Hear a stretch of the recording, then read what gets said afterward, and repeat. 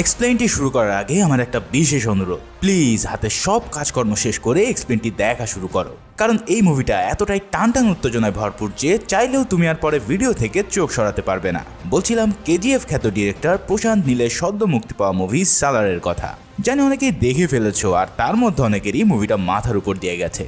তবে চিন্তার কোনো কারণ নেই, আমি তোমাদের জন্য মুভিটা এমনভাবে এক্সপ্লেন করেছি যে যাতে পুরো মুভির প্রতিটা বিষয় তোমরা ভালোভাবে বুঝতে পারো। তাই আমার এই বিশেষ পরিশ্রমের বিনিময়ে তোমাদের কাছে এই ভিডিওটিতে 25,000 লাইক চাই। জানি এটা তোমরা অনায়াসেই করে দিতে পারবে। তাই চলো আর প্যাচাল না বাড়িয়ে শুরু করি আজকের মুভি এক্সপ্লেনেশন। মুভি শুরুতেই আমরা দেখতে পাই ইন্ডিয়ার মোস্ট পাওয়ারফুল অঞ্চল খানসারের দৃশ্য। এই ছেলেটির নাম দেবা, যে কিনা একজন সাধারণ ঘরের ছেলে। তবে তার সবচেয়ে কাছের বন্ধু হলো এই খানসারের রাজার ছেলে, যার নাম ভার্দা। এক রাজার ছেলে হয়েও সে তার মন থেকে দেবাকে অনেক অনেক ভালোবাসত। তাই তো দেবাও তার জীবনের পরোয়া না করে তাকে সবসময় প্রোটেক্ট করত। এই হলো ভার্দার সৎ ভাই রুদ্রা। রুদ্রা প্রথম থেকেই ভার্দাকে দু চোখে দেখতে পারে না। তাই একদিন রুদ্রা তার সৎ ভাই ভার্দার নোজ রিং ছিনিয়ে নেয়, যা তাদের রাজকীয় একটি প্রতীক ছিল। এই খবর দেবার কাছে চলে গেলে দেবা সেটা ফিরিয়ে আনার জন্য রুদ্রার কাছে যায়। রুদ্রা জানায়, আমি এটা তখনই দেব যখন তুই বা তোর বন্ধু এই পালোয়ানটিকে মাটিতে ফেলে দিতে পারবি। এখন এত বড় দানবকে হারিয়ে মাটিতে ফেলা একদমই অসম্ভব, কিন্তু দেবা ছিল মারাত্মক খ্যাপাটে আর অত্যন্ত সাহসী। সে তার বন্ধুর জন্য জানও দিয়ে দিতে পারে। যেখানে শক্তি দিয়ে কাজ হবে না, সেখানে অবশ্যই বুদ্ধি খাটাতে হবে। তাই দেবা এই পালোয়ানটিকে হারানোর জন্য এক বুদ্ধি আটে। দেবা প্রথমে একটি ইলেকট্রিক লাইন কেটে নেয় আর সেই পালোয়ানের কাছে গিয়ে তাকে রাগাতে থাকে। পালোয়ান রেগে যেই না দেবাকে মারতে যাবে, ঠিক অমনি দেবা সেই কারেন্টের লাইনে হাত দিয়ে পাকড়ে ধরে আর নিজে শট খাওয়ার সাথে সাথে পালোয়ানটিকেও শট দিয়ে একদম মাটিতে ফেলে দেয়। এই কাহিনী দেখে উপস্থিত সবাই একদম বেকুব বনে যায়। রুদ্রার অফার ছিল তার পালোয়ানকে ফেলতে পারলে নোজ রিং তার। তাই তো পালোয়ানকে মাটিতে ফেলে দিয়ে প্রচন্ড আহত দেবা তার কাছে গিয়ে নোজ রিং চেয়ে বসে। ভয়ে চোটে রুদ্রা তাকে নোজ রিং ফিরিয়ে দেয় আর বুঝতে পারে এই ছেলে সাধারণ কেউ নয়। এ চাইলেই তার বন্ধুর জন্য নিজের জীবন বিলিয়ে দিতে পারে। এভাবেই তাদের দিন পার হতে থাকলে একদিন খানসারে গৃহযুদ্ধ লেগে গিয়ে দেবাদের দল হেরে যায়, যার ফলস্বরূপ ভার্দার বাবার দলের লোক এসে তার মাকে দেবার সামনে নিপীড়ন করতে চায়। কিন্তু ঠিক সেই সময় ভার্দা সেখানে উপস্থিত হয়ে সবাইকে থামতে বলে। তবে তারা জানায় এই নিয়ম তার বাবা নিজেই করেছিল যে যারা যুদ্ধে হেরে যাবে তাদের সবাইকে শেষ করে দিতে। তখন ভার্দা তার হাতের একটি কড়ি ওই লোককে দিয়ে বলে, আজ থেকে আমার একটি টেরিটরি তোমার। মানে ভার্দা তার নামের একটি অঞ্চল লোকটিকে দিয়ে দেয় বন্ধুর মাকে বাঁচানোর জন্য। ফলে সেই যাত্রায় দেবা ও তার মা বেঁচে গেলে তার মা সিদ্ধান্ত নেয় এই এলাকা ছেড়ে আজীবনের জন্য দূরে কোথাও চলে যেতে। সেই সাথে সাথে দেবাকে প্রতিজ্ঞা করায় যে আর কোনোদিন যেন এই খানসারে সে পা না দেয়। কিন্তু দেবা তার মায়ের কথা না শুনিয়ে ভার্দাকে ছুঁয়ে শপথ করে আর বলে, তোর জন্য আমি শিকার হব, না হয় শিকারই হব। তুই যখনই ডাকবি আমি তখনই হাজির হব, এ আমার ওয়াদা। এই বলে সেদিনের পর থেকে দেবা ও ভার্দার দূরত্বের মধ্যে এক বিয়োগ ঘটে। তবে ভার্দা এটা বিশ্বাস করত যে একদিন না একদিন দেবা তার জন্য আবারও খানসারে আসবে, কারণ দেবা হলো ভার্দার সালার বা তার ডান হাত। এরপর মুভির কাহিনী এবার শিফট হয় 2017 সালে দিল্লি শহরে। সেখানে আমরা একজন হ্যাকারকে দেখতে পাই যে কিনা কয়েক বছর ধরে একটা মানুষকে ট্রেস করে চলেছে। আজ হুট করে সে জানতে পারে যাকে সে ট্রেস করছে তার মেয়ে একটি ফেক পাসপোর্ট বানিয়ে ইন্ডিয়া আসছে। এখন মেয়েটাকে আর কেনই বা পুরো ইন্ডিয়ার দুর্ধর্ষ লোকরা তাকে খুঁজে বেড়াচ্ছে আমরা তা পরেই জানতে পারবো। তাই কিছু কাহিনী মাথার উপর দিয়ে গেলেও ধৈর্য ধরে দেখতে থাকো, আশা করি পরে সবকিছু বুঝতে পারবে। যাই হোক, মেয়েটি ইন্ডিয়া আসছে শুনে দেশের কোনায় কোনায় সবাই রেডি হয়ে যায় তাকে ধরার জন্য।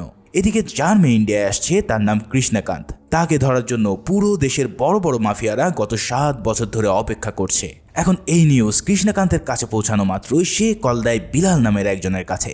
সে জানায় আমার মেয়েকে বহুবার মানা করা সত্ত্বেও সে আমাকে না জানিয়ে ইন্ডিয়া গেছে। এখন যে করেই হোক তুমি তাকে রক্ষা করো। কিন্তু বিলাল জানায় তাকে সব মাফিয়ার কাছ থেকে কেবল একজনই রক্ষা করতে পারবে, আর সে হলো আমাদের মুভির নায়ক দেবা ওরফে সালার।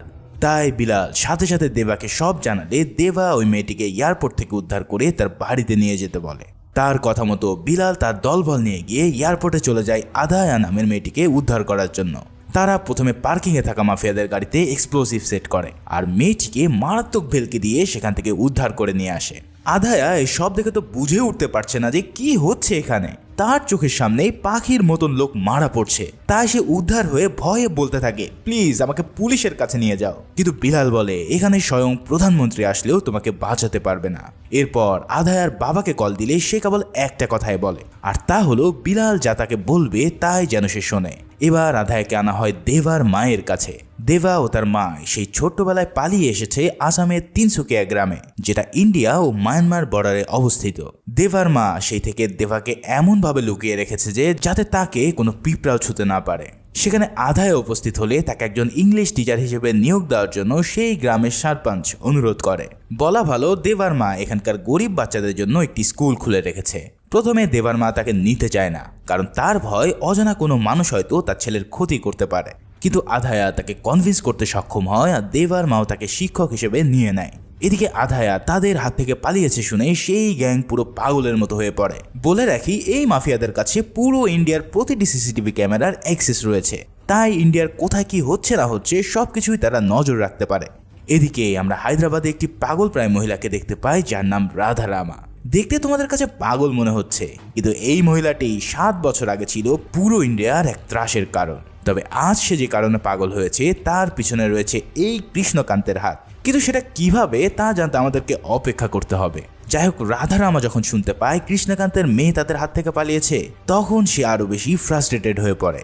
রাধারামা যে কত পাওয়ারফুল ছিল তা বোঝানোর জন্য তোমাদের জানিয়ে রাখি, তার যে চাকরানি আছে সে পর্যন্ত চাইলে 4টা স্টেট চালানোর ক্ষমতা রাখত।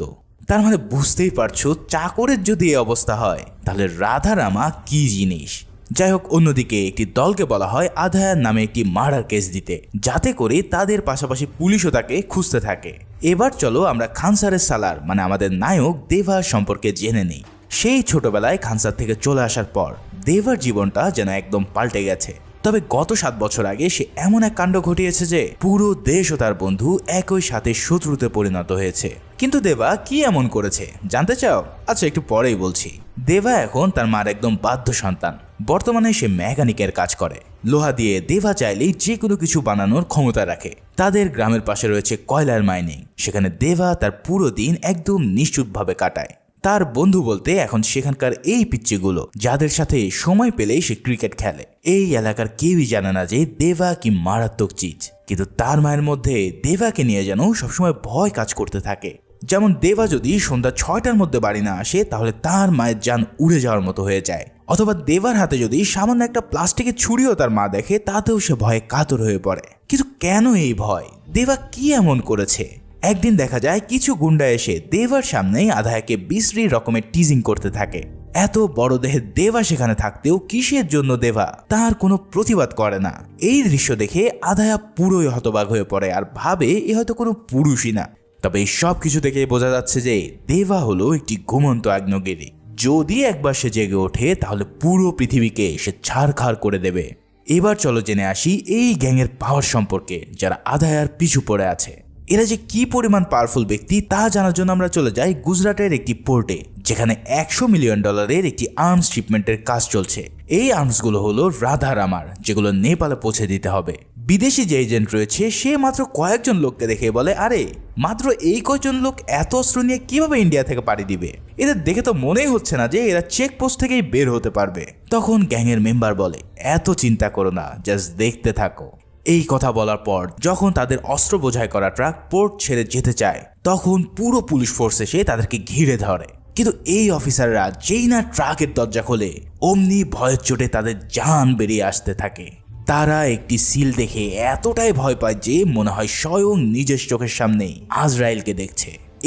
এমন এক সিল যাকে চেক করা তো দূরে থাক, আটকানো পর্যন্ত কারো সাধ্য নেই, কারণ এটা হলো সেই খানসারের সিল, যার নাম শুনলে মানুষ ভয়ে কাঁপাকাঁপি শুরু করে দেয়। শুধু এই পুলিশ অফিসার না, যখন মিনিস্টারের কাছে চলে যায় যে খানসারের গাড়ি আটক করা হয়েছে, তখন সে পুরো ভয়ে কাঁপতে থাকে আর পুরো দেশে রেড অ্যালার্ট জারি করে যাতে কেউ এই গাড়ি ভরকে না আটকায়। মানে নিশ্চয় বুঝতে পারছো যে কি ভয়ানক এই খানসার। খানসার যেন পুরো ইন্ডিয়ার মধ্যে এক অন্য দেশ, যেখানে তাদের নিজেদের আইন কানুনের পাশাপাশি রয়েছে পৃথিবীর মোস্ট অ্যাডভান্স আর্মি ফোর্স ও ওয়েপন, যার ফলে খানসার যা বলে তা পুরো ইন্ডিয়া মাথা পেতে নেয়। তবে এই খানসার নিয়ে আরো বিস্তারিত একটু পরেই বলছি। ভিডিওটি এখনো দেখছো মানে নিশ্চয়ই তোমাদের ভালো লাগছে, তাই প্লিজ একটি লাইক করে ও সাবস্ক্রাইব করে না থাকলে সাবস্ক্রাইবটা করে দিতে ভুল করো না। এদিকে আধায়াকে খোঁজার জন্য সবাইকে যখন তারা ছবি পাঠানো হয় তখন সেই টিজিং করা গুন্ডাদের কাছেও তার ছবি চলে যায়, আর তারা সাথে সাথে ইনফর্ম করে যে মেয়েটা তিনসুকিয়াতে আছে। ফলে পুরো টিম বেরিয়ে পড়ে তিনসুকিয়ায় আধায়াকে ধরার জন্য। সেদিন দেবার জন্য খাবার নিয়ে আসার কাজটা করছিল আধায়া। সে অনিচ্ছা সত্ত্বেও তাকে খাবার দিতে গেলে দেবা তার কাছে সেদিন প্রতিবাদ না করার কারণ ব্যাখ্যা করতে চায়, কিন্তু ততক্ষণে খানসারের লোকজন সেখানে চলে আসে আর তাকে দেবার সামনে এই ধরে নিয়ে যেতে থাকে। এই সব দেখেও দেবা দাঁতে দাঁত চাপিয়ে ঠাই সেখানে দাঁড়িয়ে থাকে কিছু না করে। ঠিক সেই সময় দেবার মা সেখানে উপস্থিত হয়ে এই কাণ্ড দেখতে পেয়ে সেখানে থাকা সব মানুষদের কাছে বলে, আরে এমন কি কোনো পুরুষ নেই যে এই মেয়েটাকে বাঁচাতে পারে? মানে চিন্তা করো, নিজের এমন দামড়া ছেলে থাকতেও সে অন্যদের কাছে হেল্প চাইতে শুরু করেছে। এই সব দেখে সেখানকার মানুষরাও বলতে থাকে যে তোমার ছেলে কি মেয়ে নাকি যে তাকে বাদ রেখে আমাদেরকে বলছো? তখন সেই গুন্ডারা সিদ্ধান্ত নেয় দেবাকে বাঁচিয়ে না রাখার জন্য। আর তাই তো তারা যখন দেবাকে মারতে আসে তখন তার মা বলে, দেবা আমি এতদিন তোকে যে প্রতিজ্ঞা করেছিলাম আজ তা উঠিয়ে নিচ্ছি। তুই আধায়াকে ওদের হাত থেকে বাঁচা, হয় তাদের পায়ে পড় না হয় তাদের গলা নামিয়ে দে। মায়ের এই কথা শুনে দেবা তার বিস্ট মুড অন করে আর শুরু করে এক ভয়াবহ লীলা খেলা। একের পর এক গুন্ডা আসছে আর দেবা তাদের মোট কথা ফু দিয়ে উড়িয়ে দিচ্ছে। দেবার এমন বিস্ট মুড দেখে তো পুরো এলাকার পাশাপাশি আধায়াও পুরো শকড হয়ে পড়ে। তার কল্পনাতেও সে ভাবতে পারেনি যে দেবা কোন লেভেলের ফাইটার। দেবা খালি হাতে তাদেরকে মেরে একদম গুঁড়ো গুঁড়ো করে দিতে থাকে আর এক পর্যায়ে সবাইকে খতম করে আধায়াকে উদ্ধার করে নেয়। কিন্তু তারপর দেখা যায় দেবার মা হন্তদন্ত হয়ে ম্যাপ খুঁজছে যে এবার তারা পালিয়ে কোথায় যাবে, কারণ দেবা ইতিমধ্যে তার বিস্ট মুডে ফিরে এসেছে। তাই সে এখন পুরো পৃথিবীটাকেই কেটে কুচুকুচু করে দিতে পারে। এখন প্রশ্ন হলো দেবাকে কেন তার মা করাল করিয়েছিল যে আর ভায়োলেন্স না করাতে? এখন সেই উত্তরের দেখাও মিলবে খুব শীঘ্রই। এদিকে আধায়াকে পাওয়া গেছে শুনে মাফিয়া গ্যাং সেই আর্মস শিপমেন্টকে খবর দেয় আর বলে এই ট্রাক নিয়ে বর্ডার পার হয়ে যাওয়ার সময় যেন তারা মেয়েটিকেও তুলে নেয়। সেই আদেশ পেয়ে তারা পথে যাওয়ার সময় আধায়া ও বিলালকে নিয়ে তাদের গাড়িতে ওঠায়। গাড়িতে ওঠার সময় তারা আধায়ের গায়েও সেই খানসারের সিল মেরে দেয়। বিলাল যখন আধায়ের হাতে সেই সিল দেখতে পায় তখন তার চোখ একদম বড় বড় হয়ে পড়ে। তবে তাকে ধরে নিয়ে যাওয়ার সময় দেবার মা সেটা দেখে ফেলেছিল। সে কোনোভাবে চায় না তার ছেলে আবারও কোনো নতুন ঝামেলায় জড়াক, কিন্তু দেবার মা মেয়েটির প্রতি মায়া অনুভব করে আর তাই তো সে নিজে দেবাকে আদেশ দেয় তাকে বাঁচিয়ে আনার জন্য। এই আদেশ পেয়ে দেবা তার সব অ্যাডভান্স ওয়েপেন নিয়ে হাজির হয় সেই গাড়িবহর থামানোর জন্য। জাস্ট চিন্তা করো, যেই গাড়িবহরকে থামানোর সাধ্য কোনো মানুষের নেই সেই সিলমারা গাড়িকেই থামাতে যাচ্ছে দেবা। তার মানে কি ভয়াবহ এক কাণ্ড ঘটতে চলেছে তা নিশ্চয়ই অনুমান করতে পারছো। অন্যদিকে দেখা যায় যাকে ধরার জন্য এত কিছু করা মানে সেই কৃষ্ণকান্ত স্বয়ং এসে উপস্থিত হয়েছে রাধা রামা ও তার চাকরানী ওম কারিমার কাছে। আরে কাহিনী কি? এ তো মেঘ না চাইতেই জল। কৃষ্ণকান্ত বলে আমি এসে গেছি, আমাকে মারো কিন্তু আমার মেয়েকে ছেড়ে দাও। তখন ওম কারিমা বলে তোকে তো মারবই, কিন্তু তার আগে তোর সামনে তোর মেয়েকে মারবো। তখন কৃষ্ণকান্ত বলে তুই যদি জানতে পারিস আমার মেয়ে এতদিন কার কাছে ছিল তাহলে তুই তাকে নিজেই ছেড়ে দিবি। তখন কৃষ্ণকান্ত যেই না দেবার নাম বলে সাথে সাথে ওম কারিমা ভয়ের চোটে কাঁপতে শুরু করে দেয়। এ যেন সাক্ষাৎ যমদূতের নাম শুনেছে সে। মানে যাদের দেখে পুরো ইন্ডিয়া কাঁপে তারাও এবার দেবার নাম শুনে কাঁপাকাঁপি শুরু করে দিয়েছে। অর্থাৎ দেবা হলো এই মাফিয়াদের চেয়েও অনেক বড় ত্রাসের নাম। বাইরে ভাই ডিরেক্টর এই মুভিতে যেভাবে দেবার ক্যারেক্টার ডেভেলপ করেছে তা এক কথায় মাস্টারপিস। এদিকে দেবা পৌঁছে যায় সেই ভ্যালিতে আর উপর থেকে রকেট লঞ্চার দিয়ে পুরো এলাকা তামাতামা করে দিতে থাকে। তার বানানো কাস্টম মেড মেশিন গান দিয়ে পাহাড়ের উপর থেকে ছিন্ন ভিন্ন করতে থাকে পুরো গ্যাংকে। এরপর নিচে নেমে এসে দেবা তার রাইফেল দিয়ে শুরু করে এক মহাতাণ্ডব। খানসারের গাড়ি আটকিয়েছে বিধায় পুরো দল তার উপরে আক্রমণ করে, কিন্তু যে কাজ করতে পারে তাহলে বোঝো সে আবার কি চিজ। দেবা তাদের উপর জমের মতো চড়া হয় আর খুবই নিষ্ঠুরভাবে তাদেরকে শেষ করতে থাকে। এদিকে দেবার নাম শুনে ওম কারিমা পাগল হয়ে গেলেও রাধা রামা এবার পাগল থেকে ভালো হয়ে যায় আর হাসতে হাসতে বলে আমি জানতাম তোর মেয়েকে আমাদের হাত থেকে কেবল দেবাই বাঁচাতে পারে, তাই আমি বুদ্ধি করে খানসারের সিল লাগানো গাড়িতে ওকে উঠতে বলেছি। আমি জানি দেবা মেয়েটিকে বাঁচানোর জন্য এই গাড়ি আটকাবে, আর গাড়ি আটকালে কি হবে তা তো তুই ভালো করেই জানিস। এই গাড়ি হলো খানসারের রাজা ভারদারাজ মান্নারের, যে কিনা এক সময় দেবার বন্ধু ছিল।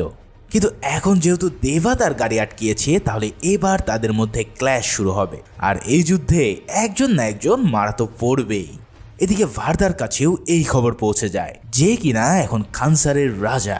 সে বলে, আমি জানি দেবা ছাড়া এই গাড়ি আটকানোর সাহস আর কারোরই নেই, কিন্তু গাড়ি আটকানোর নিয়ম অনুসারে এখন তাকে মরতে হবে, কারণ এই নিয়ম দেবা নিজেই বানিয়েছে। তার মানে বুঝতে পারছো, এই সিলমোহর ও খানসারের নিয়ম স্বয়ং দেবাই বানিয়েছিল। অর্থাৎ দেবা হলো খানসারের এক বিশাল বড় পার্ট, যার কারণে সেখানে থাকা সবাই যখন দেবার হাতের ট্যাটু দেখতে পায় তখন সবাই ভয়ের চোটে সেখান থেকে পালিয়ে যাওয়া শুরু করে। বাইরে ভাই, এখানে যে প্লট টুইস্ট ডিরেক্টর সাহেব দিয়েছেন তার কোনো তুলনাই হয় না। আসলে আজ যে সিন আমরা দেখছি তার 7 বছর আগে দেবা ও ভার্দা মিলে পুরো খানসার নতুন করে গঠন করেছিল, কিন্তু এরপর কোন এক অজানা কারণে তাদের মধ্যকার বন্ধুত্ব পরিণত হয় শত্রুতায়। কিন্তু আজ আবারও তাদের এক হতে হলো, যা ডেকে আনলো বিশাল এক যুদ্ধকে। কি এই খানসার, কেন দেবা আর ভার্দা বন্ধু থেকে শত্রুতে পরিণত হলো? 7 বছর আগে এমন কি হয়েছিল যার জন্য দেবার মা সবসময় ভয়ে থাকতো? এই সব প্রশ্নের উত্তর এবার বিল্লাল আদায়কে দেওয়া শুরু করে। তো চলো প্রথমেই আমরা জেনে নিই এই ভয়ঙ্কর সাম্রাজ্য খানসারের ব্যাপারে। এই সাম্রাজ্য শুরু হয়েছিল আজ থেকে 1000 বছর পূর্বে। তখন একদল দুর্ধর্ষ ডাকাত ছিল যারা গ্রামের পর গ্রাম লুট করে খানসার নামে একটি সাম্রাজ্য বানিয়েছিল। তারা এতটাই ভয়ানক ছিল যে তাদের কাছে চেঙ্গিস খা বা গজনী মাহমুদের নিষ্ঠুরতাও হার মেনে যেত। তাদের এই গোষ্ঠীতে মোট 3টি জাতি বা বংশ ছিল। 1 মান্নার জাতি, যাদের প্রতীক ছিল বুল বা ষাঁড়। 2 সাউরেঙ্গা, যাদের প্রতীক সিংহ। আর সর্বশেষ ঘানিয়ারা কাবিলা, যাদের প্রতীক ঈগল। এই 3 কাবিলা মানে জাতি মিলে পুরো খানসারকে শত শত বছর ধরে শাসন করে আসছিল পর্যায়ক্রমে। তারা এতটাই ভয়ানক ছিল যে ব্রিটিশরা পুরো ইন্ডিয়া শাসন করলেও এই খানসারকে তারা কখনোই দখল করতে পারেনি। এরপর 1947-এ ইন্ডিয়া যখন ব্রিটিশদের কাছ থেকে আজাদি পায় তখন এই খানসারের প্রধান ছিল মান্নার জাতির প্রধান শিব মান্নার। সে পার্লামেন্টে গিয়ে খানসারকে ইন্ডিয়ার ম্যাপ থেকে মুছে দেয় আর বলে এখন থেকে ইন্ডিয়ার কোনো রুলস খানসারে চলবে না, কিন্তু খানসারের রুলস ইন্ডিয়াকে কড়ায় কন্ডায় মানতে হবে। তাই তো পুরো ইন্ডিয়া তখন থেকে আজ অবধি যত ইলিগাল কাজ করা হয় তার সব কিছুতেই খানসারের ফিক্সড পার্সেন্টেজ থাকে। তাদের সবচেয়ে বড় হাতিয়ার ছিল ভয়, যা দিয়ে তারা পুরো ইন্ডিয়াতেই রাজ করতে থাকে। এভাবে শিব মান্নার এক সময় পুরো সাম্রাজ্যকে একটি নিয়মের ভিতর আনার জন্য সংবিধান তৈরি করে, যার নাম নিবন্ধন। সেই নিয়ম অনুসারে পুরো খানসারকে 101 ভাগে ভাগ করা হয় আর সেখানে প্রতিটি সেক্টরে একজন নায়ক সেট করা হয়। এবার সে 101 জন নায়কের মধ্যে 61 জনকে বানানো হয় গভর্নর আর 8 জনকে বানানো হয় সর্দার বা মন্ত্রী। সেই সাথে সাথে শিব মান্নার হয় এই খানসারের কর্তা বা রাজা। কিন্তু 1985 সালে শিব মান্নার মারা গেলে নিয়ম অনুসারে এবার রাজা হওয়ার কথা ছিল সাউরেঙ্গা বংশের লিডার, যার নাম ধারা। কিন্তু শিব মান্নারের ছেলে রাজা মান্নারের নিয়ত খারাপ হতে থাকে, তাই সে কোনোভাবেই তার বাপের আসন হাতছাড়া করতে চায় না। ফলে সে সিদ্ধান্ত নেয় রাতের আধারেই পুরো সাউরেঙ্গা বংশকে খতম করে দেওয়ার। কারণ সাউরেঙ্গারা অন্যদের চেয়ে গায়ে গতরে অনেক বেশি শক্তিশালী ছিল, তাই তাদের ঘুমের মধ্যে মারা ছাড়া তাদের সাথে পেরে ওঠা কোনোভাবেই সম্ভব নয়। তাই রাজমান্নারের চক্রান্ত অনুসারে বৃদ্ধ থেকে শুরু করে সদ্য জন্ম নেওয়া বাচ্চাকেও তারা হত্যা করে বসে। কারণ তাদের কথা হলো একজন সাউরেঙ্গাও যদি বেঁচে থাকে তাহলে তারা কোনো না কোনো দিন প্রতিশোধ নিতেই আসবে। যাই হোক, এই নৃশংসতার পর রাজা মান্নার খানসারের চারিদিকে বিশাল উঁচু দেওয়াল দেয় আর নিজের জন্য দুর্ভেদ্য আর্মি ফোর্স গঠন করে।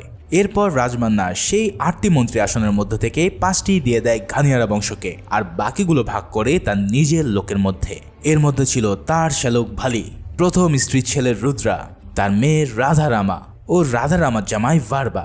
রাজমান্নারের কিন্তু আরো 2 ছেলে রয়েছে তার ছোট পক্ষে। ভার্দা রাজামান্নার হলো তাদেরই একজন, কিন্তু সে ছোটবেলায় নিজের বন্ধুর জন্য একটি টেরিটরি দিয়ে দেওয়ার কারণে ভার্দাকে এই সব কিছু থেকে রাজমান্নার বঞ্চিত করেছিল। যাই হোক, এভাবেই রাজমান্নার তার শাসন কায়েম করতে থাকে আর একদিন রাজমান্নার বিশেষ কাজের জন্য খানসারের বাইরে যাওয়ার জন্য প্রস্তুতি নেয়। তবে তার অবর্তমানে সে রাধারামাকে অস্থায়ী রাজা বানিয়ে যায়। এই সিদ্ধান্তে রাধারামা বেশ নাখোশ ছিল, কারণ রাজা যদি খানসারের বাইরে যায় তাহলে আশেপাশে থাকা শুকনেরা যে কোনো কিছুই করতে পারে। এদিকে রাজমান্নারের জামাই ভাইবা তাকে একটি প্রশ্ন করে। সে বলে, আপনি রুদ্রাকে সর্দার বানিয়েছেন, কিন্তু ভার্দাকে আপনি সব কিছু থেকে বঞ্চিত করেছেন। সে তো আপনারই রক্ত। আমি জানি আপনি তার উপরে রাগ করলেও এখনো তাকে অনেক ভালোবাসেন। এখনো খাবার টেবিলে একটি সিট আপনি খালি রাখেন ভার্দার জন্য। তাই আমি চাই আপনি ওর সব ভুল মাফ করে আবারও ওকে একটি সুযোগ দিন। এই সব কথা শুনে রাজমান্নারও বুঝতে পারে আসলেই তো এতদিন আমি ভার্দার উপরে অন্যায় করেছি। তাই সে সিদ্ধান্ত নেয় ভার্দাকে সে বেঁচে থাকাকালীন এই সাম্রাজ্যের একজন সর্দার বানাবে। তাই রাজ বৈঠকে রাজমান্নার বলে, তোমাদের মন্ত্রীদের 8 সিটের মধ্যে একটি সিট আমি ভার্দার জন্য চাই। সেটার জন্য রাজমান্নার এবার রাঙ্গা নামের একজন মন্ত্রী সিট চেয়ে বসে। রাঙ্গা তো এই সিদ্ধান্তে একদম ভ্যাবাচাকা খেয়ে যায়, কিন্তু রাজার সিদ্ধান্তে বাইরে যাওয়ার সাহস তার কোনোভাবেই নেই। ফলাফল রাজমান্নার বলে, আমি বাইরে থেকে আসার পরেই ভার্দা এই খানসারের একজন সর্দার হবে। তবে এই সিদ্ধান্তে পুরো মন্ত্রিসভায় যেন একদম বিষিয়ে ওঠে। বিশেষ করে রুদ্রা, সে ছোটবেলা থেকেই ভার্দাকে একদমই সহ্য করতে পারতো না। তাই সে রাঙ্গাকে কান পড়া দিয়ে খেপিয়ে তুলতে থাকে। সে বলে, জানিস রাঙ্গা, এতজন থাকতেও তোর সিটি কেন রাজমান্নার চেয়ে বসলো? কারণ তোর বাপকেই আজ থেকে 25 বছর আগে ভার্দা তার কড়ি দিয়ে দিয়েছিল। তাই ভিক্ষা দেওয়া টেরিটরি আবারও তোর কাছ থেকে ছিনিয়ে নেওয়া হলো। এই সব কথার মাঝে জামাইবাবু ভার্বা এবার আবারও এক প্যাচ লাগায়। সে বলে, এই সাম্রাজ্যের যে সংবিধান বা নিবন্ধন আছে সেখানে বলা হয়েছে যে যার সবচেয়ে বেশি শক্তি সে এই রাজ্যের মালিক হবে। তাই তুমি যদি রাজমান্নারের চেয়ে শক্তিশালী হতে পারো তাহলে এই কুর্সি তোমার হয়ে যাবে। এখন এই চেয়ার তোমার নিজের করে রাখার একটা মাত্রই উপায় আছে, আর তা হলো ভার্দাকে প্রাণে শেষ করে দেওয়া। ভার্দায় যদি না থাকে তাহলে রাজমান্নার কাকে সর্দার বানাবে? এই সব কথা শুনে রুদ্রা ও রাঙ্গা তাদের নিয়ত চেঞ্জ করে ফেলে আর ভার্দাকে আজ রাতেই খতম করার প্ল্যান বানায়। মানে বুঝতেই পারছো, এই জামাইবাবু ভার্বা রাজার নিজের লোক হয়েও তাকে তলে তলে পিঠে ছুরি মারতে চলেছে। যাই হোক, প্ল্যান ফিক্স হয়ে গেলে রুদ্রা ও রাঙ্গা মিলে ভার্দার যেই এলাকা ছিল তা পুরো কেটে কুচি কুচি করতে থাকে। এক পর্যায়ে ভার্দাকে তারা আটক করে আর তাকেও শেষ করে দিতে উদ্যত হয়। কিন্তু ঠিক তার আগ মুহূর্তেই রাধা রামার রাজপ্রাসাদের ঘন্টা বাজিয়ে দেয় আর সিজ ফায়ার জারি করে। এখন এই ঘন্টা বাজালে কারোর ক্ষমতা নেই যুদ্ধ বা ফাইটিং চালিয়ে যাওয়া। তাই সেবারের মতো ভার্দাকে মারতে না পেরে তারা রাজপ্রাসাদে ফিরে গিয়ে মুখোমুখি হয় রাধারামার। রাধারামা বলে, আমি জানতাম আমার বাপ না থাকলে তোরা এই সবই করে বেড়াবে। তাই আজ থেকে আমি অনির্দিষ্টকালের জন্য সিজ ফায়ার জারি করলাম, যাতে এই খুন খারাপই তোরা বন্ধ করিস। তোমাদেরকে জানিয়ে রাখি, সিজ ফায়ার হলো যুদ্ধক্ষেত্রে যুদ্ধবিরতির আদেশ। মানে এই সিজ ফায়ার জারি থাকলে কোনো পক্ষই আর যুদ্ধে জড়াতে পারবে না। তবে রুদ্রা বলে, আমি মাত্র 9 দিনের জন্য সিজ ফায়ার মেনে নেব। এরপর একটি ভোটিং হবে সিজ ফায়ার তুলে নেওয়ার জন্য। যদি ওই ভোটিংয়ে সিজ ফায়ার তুলে নেওয়ার পক্ষে বেশি ভোটিং হয় তাহলে এই সিংহাসন আমি আমার নিজের করে নেব। এই বলে রুদ্রা ও রাঙ্গা সম্মুখ বিদ্রোহ করে চলে যায় নিজের দল একত্রিত করতে। এই কাণ্ডে পুরো খানসার যেন থমথমে হয়ে যায় আর সবাই প্রস্তুতি নিতে থাকে এক ভয়ঙ্কর যুদ্ধের জন্য। প্রতিটা মন্ত্রী তাদের লড়াইয়ের জন্য পৃথিবীর বিভিন্ন দেশ থেকে আর্মি আনা শুরু করে। কেউ আনে রাশিয়ান আর্মি, কেউ আবার আনে আফগানিস্তানের ভয়ানক আর্মিকে। এভাবে সবাই নিজেদের আর্মি নিয়ে আসলেও ভার্দার জন্য যুদ্ধ করার জন্য সে কাউকেই ডাকতে পারে না। ভার্দা চিন্তা করতে থাকে এই যুদ্ধে জেতার জন্য সে কাকে আনবে। তখন ভার্দার ছোট ভাই বলে, সব সর্দাররা পৃথিবীর ভয়ঙ্কর সব আর্মিদের নিয়ে এসেছে, তাদের কাছে আছে আধুনিক সব অস্ত্রশস্ত্র। ভাই আমাকে বল, আমাদের আর্মি কবে আসবে? কিন্তু এই সব কিছুর উত্তর ভার্দার কাছে নেই। ভার্দা কেবল একজনকেই চেনে, আর সে হলো দেবরাধা। কারণ ছোটবেলায় দেবা তাকে কথা দিয়েছিল যে যখনই সে ডাকবে সে তার সামনে এসে হাজির হবে। তাই ভার্দা বিশ্বাস করে যে দেবা যদি তার পাশে থাকে তাহলে তার সামনে কোনো আর্মি দাঁড়াতে পারবে না। তাই ভার্দা তার গাড়িতে একটা মাত্র সিট ফাঁকা রেখে বেরিয়ে পড়ে দেবাকে আনার জন্য। গুজরাটের এক অঞ্চলে গিয়ে ভার্দার এবার দেখা হয় দেবার সাথে। দেবা এতদিন পর তার বন্ধুকে দেখতে পেয়ে আবেগে জড়িয়ে ধরে আর বুঝতে পারে নিশ্চয়ই ভার্দার কোনো বড় বিপদ হয়েছে। দেবার মাও ভার্দাকে দেখে আবেগে আপ্লুত হয় আর ঠিক ছোটবেলার মতো নিজ হাতে খাইয়ে দেয়। এরপর ভার্দা দেবাকে সব কথা খুলে বললে দেবা বলে, দাঁড়া আমি আমার মার কাছ থেকে পারমিশন নিয়ে আসি। প্রথমে তার মা রাজি না থাকলেও সেদিনের ভার্দা সেই উপকারের কথা মনে পড়ে যায় আর দেবাকে তার সাথে যাওয়ার জন্য অনুমতি দেয়। অনুমতি পাওয়ার পর ভার্দা দেবাকে নিয়ে ছুটে চলে খানসারের দিকে। সবাই যেখানে শত শত দুর্ধর্ষ আর্মি নিয়ে এসেছে সেখানে ভার্দা কেবল একজনের উপরে ভরসা রেখেছে, আর সে হলো তার সালার দেবা। এই প্রথম 25 বছর পর দেবা আবারও পা দেয় সেই ভয়ঙ্কর জায়গায় যেখান থেকে তাকে প্রাণ নিয়ে পালিয়ে আসতে হয়েছিল। ভার্দা কেবল একজনকে এনেছে দেখেই তার ভাই রাগে ফেটে পড়ে। এই একজন মানুষ তাদের এমন কি করতে পারবে? কিন্তু ভার্দা তো জানে দেবা কি জিনিস। একবার যদি সে তাণ্ডব শুরু করে তাহলে এই পুরো খানসারকে সে আস্ত গিলে খাবে। এদিকে ভোটিং এর এখন 7 দিন বাকি। এই সময়ের মধ্যে চাইলে রুদ্রা ভার্দাকে শেষ করতে পারছে না, কিন্তু তাকে তো আর মুক্ত পাখির মতো আরাম করতে দেওয়া যায় না। তাই সে সর্দার নারায়ণের ছেলে বিষ্ণুকে পাঠায় তার ঘুম হারাম করে দেওয়ার জন্য। নারায়ণ ছিল গাড়িয়ানা বংশের প্রধান, আর সে চাইতো তার ছেলেও যেন পরবর্তীতে সর্দার হয়। রুদ্রার কথা মতো বিষ্ণু প্রতিদিনই ভারদার উপরে অত্যাচার ও অপমান করতে থাকে। কখনো মাঝরাতে আতশবাজি ফুটিয়ে, আবার কখনো মুখের সামনে থেকে ভাত কেড়ে নিয়ে ভারদাকে চরম লেভেলের অপমান করতে থাকে। এই সব দেখেও ভারদার কিছুই করার ছিল না, কারণ সে যদি এখন কোনো ঝামেলায় জড়াতো তাহলে সিজ ফায়ারের আইন অনুসারে সে কখনোই আর সর্দার হতে পারবে না। কিন্তু দেভার সামনে ভারদাকে এমন করে প্রতিনিয়ত হেয় প্রতিপন্ন হওয়ার জন্য দেভার রক্ত গরম হতে থাকে। কিন্তু ভারদা তাকে বারবার হাত চেপে ধরে থামিয়ে দেয়। তবে ভারদা নিজেও জানে না যে এই দেভাকে সে কতক্ষণ পর্যন্ত দমিয়ে রাখতে পারবে, কারণ একবার যদি দেবা তার তাণ্ডব শুরু করে তাহলে পুরো খানসারকে সে একদম জ্বালিয়ে পুড়িয়ে দেবে। এভাবেই ভোটিং এর দিন প্রায় কাছে আসতে থাকলে রাধারামা ও তার মামা মিলে হিসাব করতে থাকে যে ভোট কোন দিকে পড়বে। তারা চায় যেন সিজফায়ার বহাল থাকে, আর অন্যদিকে রুদ্রা চায় সিজফায়ার তুলে নিতে। তাই রুদ্রা ঘানিয়ারা বংশের লোকজনদের মধ্যে ভীতি তৈরি করে তাদেরকে কনভিন্স করতে থাকে যাতে তার পক্ষে ভোট দেওয়া হয়। এদিকে রুদ্রা তার টিমে পণ্ডিত নামের একজন লোককে বাইরে থেকে নিয়ে আসে। এই পণ্ডিতকে দেখতে কোনো ভয়ঙ্কর মনে না হলেও সে যে কোনো বড় ব্যাক হিস্ট্রি আছে তা আমরা মুভিতেই বুঝতে পারি। বলা হয় পণ্ডিত এতটাই বিভৎস যে তার বুদ্ধি ও শক্তি দিয়ে পুরো খানসারকে সে উলট পালট করে দিতে পারে। অন্যদিকে নারায়ণের ছেলে বিষ্ণুর চরিত্র ছিল পশুর চেয়েও জঘন্য।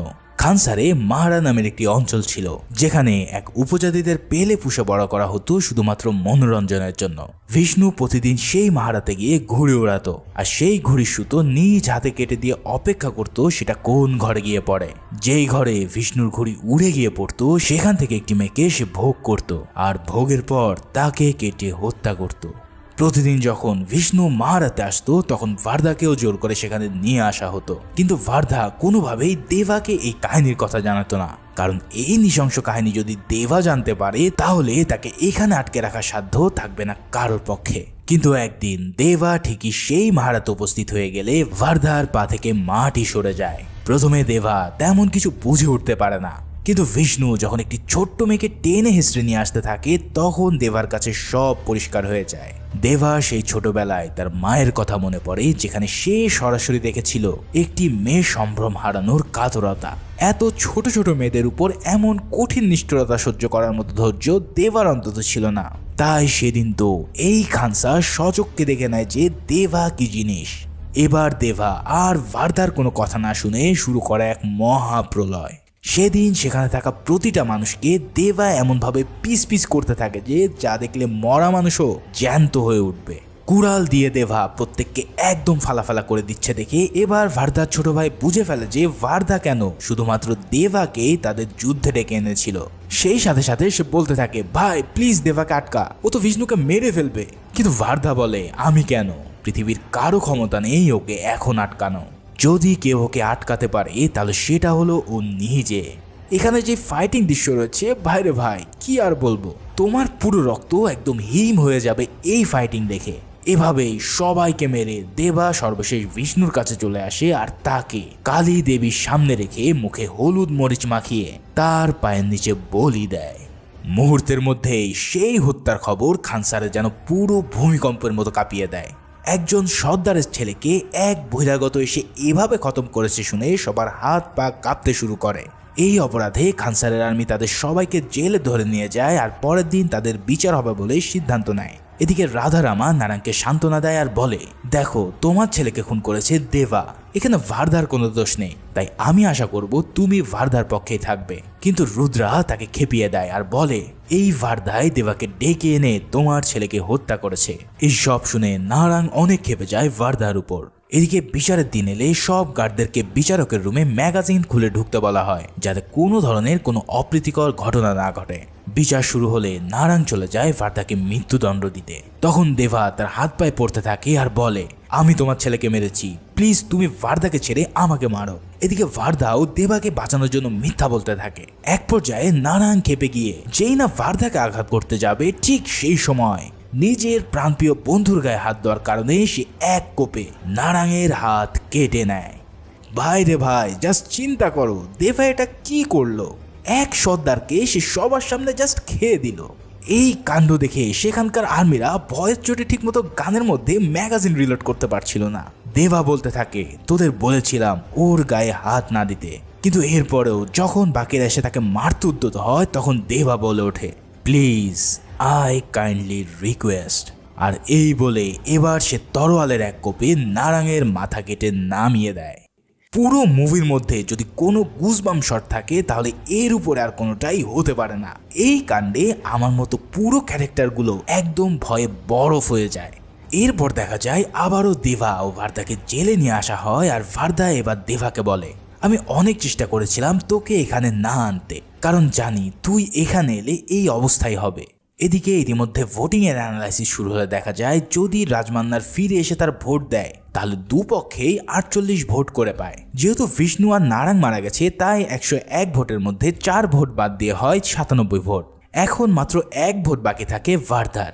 তার মানে ভার্দা যেদিকে ভোট দেবে সেদিকেই তাদের ফাইনাল রায় হবে, যার জন্য রুদ্রা সিজ ফায়ার উঠিয়ে নেওয়ার জন্য ভার্দাকে শাসাতে থাকে। কিন্তু সেখানে রাধারামা এসে জানায়, যদি তুই সিজ ফায়ার উঠানোর পক্ষে ভোট দিস তাহলে তোকে সাথে সাথে আমি শেষ করে দেব। এখন তাহলে ভার্দা কি করবে? সিজ ফায়ার ওঠানো মানে হলো নিজের মৃত্যুকে ডেকে আনা, আবার সিজ ফায়ার না ওঠালেও সে তার রাজা হওয়ার স্বপ্ন পূরণ করতে পারছে না। যাই হোক, ভোটিং এর দিন চলে এলে একে একে সব নায়ক মন্ত্রীরা ভোট দিলে ভোট কাউন্ট হয় সিজ ফায়ারের পক্ষে 33 আর তুলে নেওয়ার পক্ষে হয় 48। ঠিক সেই সময় রাজমান্নার হুট করেই খানসারে ফিরে আসে, আর সে তার 15 ভোট দিয়ে দিলে দুপক্ষের ভোটই 48-48 হয়ে যায়। এবার শুধু বাকি থাকে ভার্দার ভোট, সেটা যেদিকে যাবে সেদিকে জয়লাভ করবে। ভার্দা আগে থেকেই দেবাকে জানিয়েছিল যে সে কোন দিকে ভোট দেবে। দেবা বলেছিল, আমি চাই এই পুরো খানসার তোর হোক, আমি তোর পাশে আছি, তাহলে তুই জানিস তোকে কোন দিকে ভোট দিতে হবে। মানে তোমরাও বুঝতে পারছো যে ভার্দা এবার ভোট দেবে সিজ ফায়ার ওঠানোর পক্ষে। ঠিক সেভাবেই ভার্দা যখন তার ভোটিং সিজ ফায়ার তুলে দেওয়ার পক্ষে দিয়ে দেয় তখন এই কাণ্ডে রাধা রামা ও রাজমান্নার পুরোই শকড হয়ে পড়ে। আরে যাকে বাঁচানোর জন্য সিজ ফায়ার রাখতে চাইছি সেই কিনা সিজ ফায়ারের বিপক্ষে চলে গেল। আসলে ভার্দা চায় রক্তের বন্যা বইয়ে দিয়ে এই খানসারকে নিজের করে নেওয়ার জন্য। তাই ভোটিং হয়ে গেলে ঘোষণা হয় আজ রাত 12:01 পর থেকে খানসারের সব সিজ ফায়ার উঠে যাবে। ফলে এবার শুরু হবে খানসার দখল করার জন্য এক তুমুল লড়াই। একদিকে রাধারামা ও রাজমান্নার, অন্যদিকে রুদ্রা, রাঙ্গা, এমনকি তার মামাও। কে এবার রাজ করবে এই খানসারকে? এই যুদ্ধে যে জিতবে সেই হবে খানসারের পরবর্তী রাজা। তাই তো সবাই সবার গার্ডকে অ্যালার্ট করে দেয় এক মহা যুদ্ধের জন্য। এদিকে রাঙ্গার খুব শখ ছিল যে ভার্দাকে নৃশংসভাবে হত্যা করার। রাঙ্গা 100 জন মানুষকে ড্রাগস দিয়ে জীবিত জম্বি বানিয়ে রেখেছিল। তাই সে প্ল্যান করে এই জম্বিদের মধ্যে ভার্দাকে ছেড়ে দিয়ে তাকে শেষ করে দেবে। তাই সেই অনুসারে ভার্দাকে নিয়ে যাওয়া হয় ওই জম্বি রাস্তানায়, আর সব মানুষরূপী জানোয়ারদের মধ্যে তাকে লেলিয়ে দেওয়া হয়। এদিকে দেবা সহ তার সকল লোকজনদেরকে ধরে আনা হয় জবাই করার জন্য। সেখানে সবাইকে শুয়ে তাদের পাশেই তলোয়ার ধার দেওয়া শুরু করে তারা। এটা দেখে দেবা বলে, এভাবে ধার দিলে কেবল চামড়াই কাটবে, আরো ভালো করে ধার দে যাতে হাড্ডি পর্যন্ত কেটে যায়। এই বলে সে এক মহিলার কাছে যায় তার হাতে একটি ট্যাটু আঁকাতে। সে বলে, আমার চোখে তুই যা দেখছিস সেটা আমার হাতে আঁক। মহিলাটি তার চোখ দেখেই বুঝতে পারে যে এর চোখে রয়েছে ড্রাগনের ছবি, যা পুরো খানসারকে জ্বালিয়ে দেবে। তাই সে ট্যাটু আঁকতে থাকে। আর যেই না তারা সবাইকে জবাই করতে যাবে ঠিক সেই সময় দেবা তাদের সাথে কি করেছিল তা হয়তো আর বলা লাগবে না। এদিকে ভার্দা একাই সেসব জম্বিদের মারতে মারতে যখন ক্লান্ত হয়ে পড়েছিল তখন সেখানে উপস্থিত হয় দেবা। দেবা এসে সবগুলোকে সেই তরোয়াল দিয়ে কচু কাটার মতন কাটতে শুরু করে। এরপর দুজন মিলে সেই জম্বিদেরকে সাফ করার পর রাঙ্গাকেও সহি সালামতে উপরে পাঠিয়ে দেয়। এরপর আমরা দেখতে পাই রাজমহলের রাজমান্না তার মেয়ের রাধারামার সাথে আলাপ করছে। সে জানায়, তুমি কি জানো আমি কেন বাইরে গিয়েছিলাম? আমি জানতে পারি বিশাল এক অস্ত্রের অর্ডার আমাদের এখান থেকে করা হয়েছে, কারণ কেউ একজন চায় আমার চেয়ে শক্তিশালী হওয়ার জন্য। কিন্তু তার চেয়েও সবচেয়ে ভয়ের ব্যাপার হলো তোমার স্বামী ভার্বা, কারণ ভার্বা আসলে মান্নার বংশের কেউ না। সে এতদিন আমাদের সাথে মান্নার হওয়ার নাটক করেছে। মূলত সে হলো আমার 25 বছর আগের শত্রু সাউরঙ্গা বংশের বংশধর। আমি সেদিন সবাইকে শেষ করতে বলেছিলাম, কিন্তু সেদিন ভার্বা সহ আরো অনেক সাউরঙ্গাকে টানেলে লুকিয়ে রাখা হয়েছিল। আমি জানতাম একজন সাউরঙ্গা যদি বেঁচে থাকে তাহলে ঠিকই তারা বদলা নেবে। আজ ঠিক তাই হতে চলেছে। তখন আমরা একজন লোককে দেখতে পাই যে কিনা এই সব কথাবার্তা রাজমান্নারকে বলেছিল। সে বলে, আমরা এতদিন অপেক্ষায় ছিলাম তোদের শেষ করার জন্য, আজ সেই সময় চলে এসেছে। তোর মনে আছে সাওরেঙ্গাদের সর্দার ধারার কথা? তারই তো রাজা হওয়ার কথা ছিল সেদিন, কিন্তু তুই সবাইকে মেরে তা হতে দিসনি। তবে সেদিন ধারা মারা গেলেও তোর ছেলে ভার্ধা তার বাচ্চা ও স্ত্রীকে বাঁচিয়ে দিয়েছিল। তার মানে সে আর কেউই নয়, সে হলো সাওরেঙ্গা বংশের উত্তরাধিকারী ও এই রাজ্যের হকদার রাজা সালা দেবরাথার রাইসার। ভাই রে ভাই, টুইস্ট কাকে বলে একবার চিন্তা করো। দেবা একজন সাওরেঙ্গা আর এই খানসারের আসল উত্তরাধিকারী, কিন্তু দেবা এখানে এসেছে তার বন্ধুর ওয়াদা রক্ষার জন্য, তাকে খানসার উপহার দেওয়ার জন্য, কিন্তু এই খানসার তো তারই প্রাপ্য। এখন তাহলে দেবা কি করবে?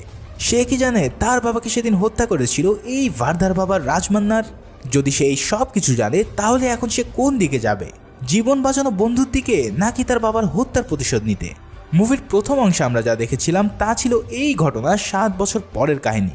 তার মানে এর মধ্যে দেবা তার বন্ধু ভার্ধাকে খানসারে বসিয়েছিল, আর কোনো এক কারণে দুজনের শত্রু হয়েছিল। তাহলে এমন কি হয়েছিল এরপর?